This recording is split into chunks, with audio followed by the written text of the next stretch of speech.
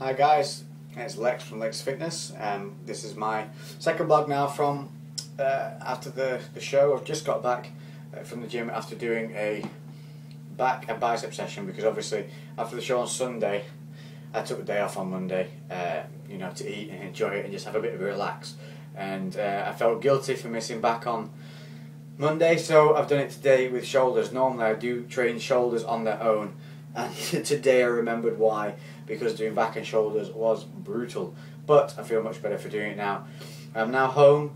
On the way back during the journey I've had a couple of caramel rice cakes, large ones, Snacker Jacks or any brand you can find like that, because obviously when you've finished your workouts, your body does go into a kind of catabolic state until you feed it, so you want to get your food in there as quick as you can, and get some good carbs in as well, because it's a prime time where your body will just soak up those carbohydrates.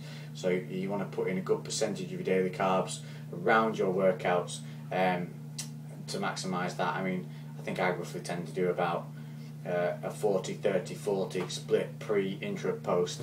No, that doesn't work out. I tend to do a 30-20-30 split, and so what I've done now is when I've come back after having the rice cakes, I've made a whey sludge. So that's a whey protein in there, which is top notch. What I do is some strawberries, 100 grams of strawberries. These are massive strawberries, so I've only got 3, but and I tend to dip it in the sludge. That's a really enjoyable part of the dieting, and I think it's really important personally to get the fruits in, even if it's just for the micronutrients they provide, if nothing more. Because I mean, 100 grams of strawberries is 6.7 grams of carbs, something like that. So you enjoy a good heap of strawberries and not really kick into your carb macros too heavily. And for that reason as well, I think they're a fantastic addition. Whereas a lot of people tend to cut fruit out when they're dieting. I think the opposite way. What else do I want to say? The picture from last time I was talking about for the triceps, I forgot to put it in. Now what I've done is I've put that on my Facebook for you guys to look at. It is on, if you look up Lex Natural Bodybuilder on Facebook, there can't be too many of that name, it should just pop up on there. Join the Facebook page, hit the photos, you'll see it on there, as well as lots of other useful stuff I obviously put on there regularly. People can come and post questions, and I'll do my best to answer them, and I keep putting on tips and helpful things to join there. And if you join now, you will be able to get access to my daily diet via my Fitness Pal. So go to the page, Lex Natural Bodybuilder, athlete, fitness model, and ambassador of Quan, obviously, because we're all about the positivity. And go on there, you will find my username for the MyFitnessPal website and app, and you can add me as a friend. If you add me as a friend, I will check that you're on my page. If you're on my page, I'll add you, and you'll be able to see my diet daily as it runs. And so that's a nice useful tip for you guys there. Just wanted to run through what my workout was for you, because I've been getting a few questions as to how we do the splits and things like that. And obviously, like I said before, I don't normally do back and shoulders together simply because it's just a grueling workout. But because I did put them together, what I did was I did intermittent training. So I did one shoulder exercise, one back exercise, shoulder exercise, back exercise. That way, because it takes the delays out of your workout, because you're able to flip from one body part to another, staying relatively fresh because you're working different parts. The shoulders and the back don't tend to cross over too much, so you should be able to pop from one exercise to another relatively well and keep your pace up and get through the workout. So if I do have to put big body parts together, tends to be the way of how I would go about it. So what I'll do is I'll run through all the shoulder exercises and all the back exercises, but obviously I did them intermittently with one another. So shoulders, we did dumbbell shoulder press seated, starting a couple of light sets, progressively getting heavier, and that's throughout all the exercises. Do that the same, and we start lighter. You tend to do 2 lightish sets and then start hitting the weight up, doing 4 to 5 sets per exercise. So seated dumbbell shoulder press. Then we moved on to straight arm hammer grip dumbbells for the shoulders, So that's hand goes up to the front, going through the dumbbells, give it a little lean over to give you that tweak on the shoulder. Then we did lateral raises. I did these standing. There's a video as well on the Natural Bodybuilder Recognition page of my lateral raises, so check those out. I do it standing, holding onto a bench, leaning forward slightly and bringing it nice out to the side, making sure that my hand doesn't come above my elbow. Very important on that. You'll see a lot of guys messing that up and just kind of coming up right and flicking their elbow back, and then the hand comes above the elbow. It's taking all the pressure off the shoulder there and putting it in the wrong places. Keep that elbow higher than the hand, if anything, or at least, you know, on a level as high as the hand goes with the elbow.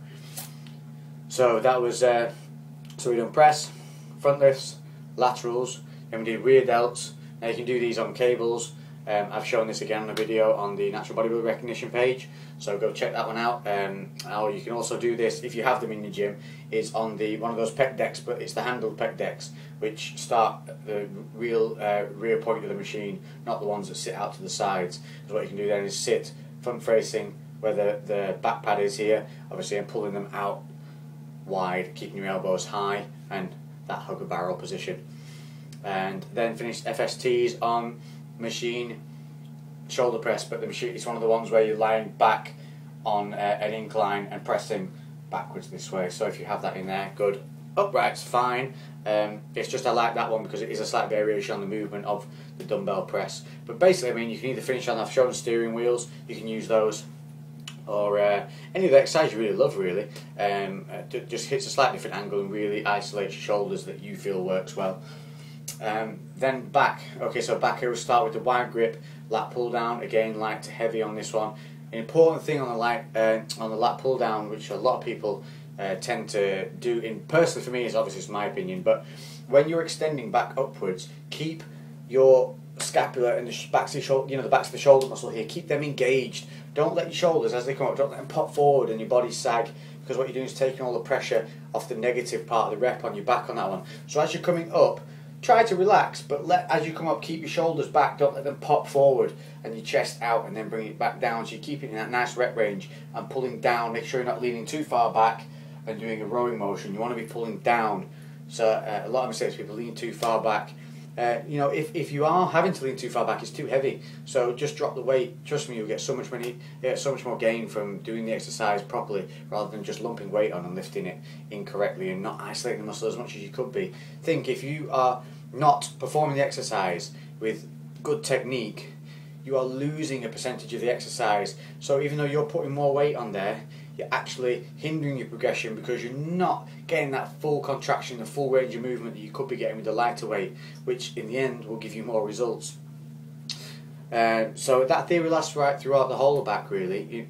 Don't let those shoulders pop forward, don't let your chest sag in, rounding your back off. You know, strict, rigid, keep the focus on the back muscle that you're trying to work. If you train with a training partner, get them to put their fingers on the parts of the muscles that you should be working, because they'll be able to link your brain to where they're pushing onto the muscle, be able to then contract that muscle. So it's linking your brain to the muscle, linking the way it feels in your hands to the muscle again, so you can learn to focus the contractions. That's a really useful little tool that you can do if you've got a training partner there. So we did lat pull downs, then we moved on to the bent over rows using a close grip.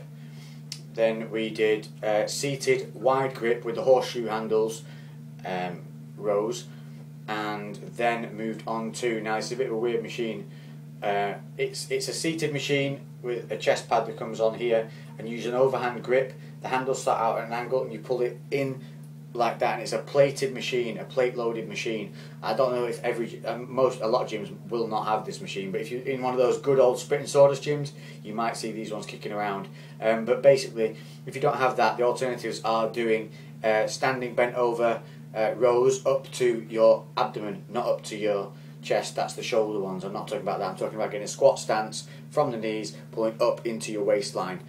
And other variations are the seated plate loaded machines, where you start in an arced motion and pull it in and over. That's another one you can use. But the bent over rows and the one I described previously, the spit and sawdust machine movement one, are the ones you really want to try and focus, because it's a different grip, and you've really already done the close grip with the bent over lifts. And then the FSTs for the back finish on are going back to the Lat Pulldown Machine using a close grip handle. Now we've got one in our gym where the weld is just a single point, so this, imagine this part is clips onto the cable, and there's just two handles coming off the bottom here, so there's no join, and that means that when you pull it down, you can pull it in and squeeze it into your chest. Obviously there's a gap here in the handle, so you can get it right under your chin, really pull it down and squeeze. But obviously if you've got one of the handles that's a standard triangular welded handle, you can smack yourself in the face. So obviously just when you're coming down, what you want to do on that is get your chest out, and as you're coming down here, pull and then squeeze, and just squeeze those elbows in and stick your chest into it, and then back up. And again, really important one on this, because FSTs are a lighter exercise, you want to keep the focus on the muscle. What I find is, rather than just hanging on the grip like this, if you just curve your hands over a little bit and put the pressure here and lock them down like that, and keep the pressure even on your hands, and then pull through with your elbows. The same way actually through all of your back. Make sure you're pulling through with your elbows and not your hands. If when you do a lat pull down you're feeling pressure in your elbow joints, it's because you're starting to pull through your hands. You want to start to pull at your elbows, and your hands are just a hook. Don't start with the pull through the elbows, because that means you're engaging the forearms, bring it down, putting pressure on this tendon. If you pull through from the elbow, you're pulling it through onto your lats and pulling and getting the focus on the back rather than on your joints. That's something I found personally that makes me realise when I'm pulling with my hands rather than pulling with my back. And so hopefully, you know, that's something that you guys can incorporate as well. So yeah, finished the FSTs with those close grips, and that was the end of the session. Big session, hard session, but it's good. It's nice to be back. Still getting rid of a bit of water from my indulgence day on the Monday after the show. So I think I'll be back into a really nice lean condition by the end of this week again. I'm back on the diet. Have been for 2 days now. Lovely fact that my battery's packed up in my weighing scales today, so I've been a bit limited on what I can eat, because I can only eat food that is already previously weighed by a manufacturer, and just by sectioning it into quarters, I'm having to manage like that until I can get some new batteries tomorrow. So we've got, you know, trials and tribulations of life as it is. You've got to carry on, got to continue. Like with my strawberries, I've literally just taken a 400 gram pack of strawberries and put them all into sizes, into size order, so it's all equal sizes in 4 piles. And I'm going to take each one as being a 100 gram pile. What I will try and probably do is go through the whole 400 grams this evening. Then I know I've eaten the full pack, so that's 400 grams, and I can just bang that in with my macros, and it's only about 24 grams of carbs, so it's negligible, and I've still got around about 40 to fit in today, so that's easy enough. Hopefully that's a bit of good information for you guys that you can digest. I will be blogging again throughout this week and throughout the next 4 weeks, running up to those nationals for the Musclemania Championships finals in St Albans, September the 4th, which will 100% be streamed on the Musclemania website via ESPN. I think they had a few issues with the streaming the last show, the Scotland one, or maybe it wasn't meant to be and I made a mistake, but the finals will 100% be on there, streamed for the UK audiences, and I think it might even be on ESPN and in America. And I know that once it has been filmed for ESPN, it's then going to be distributed around about 150 other countries, which is really cool, because, you know, this is the point of this. We want to raise this sports profile and you know, bring it out there and make it appreciated, because it's one of the toughest sports that you can do, and it does require real dedication. But, you know, if you love it, if you enjoy the training, then, you know, your rewards are just a bonus on top of what you're already doing and enjoying. So keep up the training, guys. Thank you so much for the support. The Facebook page has been flying. I've only had it up 2 weeks and we're already over 400 people on there, so it's a great resource. Check out Natural Bodybuilder Recognition on Facebook as well, another brilliant thing where people put their questions on. There's over 5,000 users on that page now, guys, so when you put a question on there, it will get answered, you know, and there's a lot of good guys on there. No negativity allowed. Anybody puts anything stupid up there, anybody, you know, gets in the face of anybody else, we take them off. Honestly, we're all about positivity. There's enough crap that goes on in the world, you know, that everybody has to deal with. There's no reason to add extra to your lives. Think positively, train hard, push yourselves through those boundaries. I'm going to keep blogging so you can keep learning with me. Stay tuned, more to come. Thank you, guys. Boom, baby!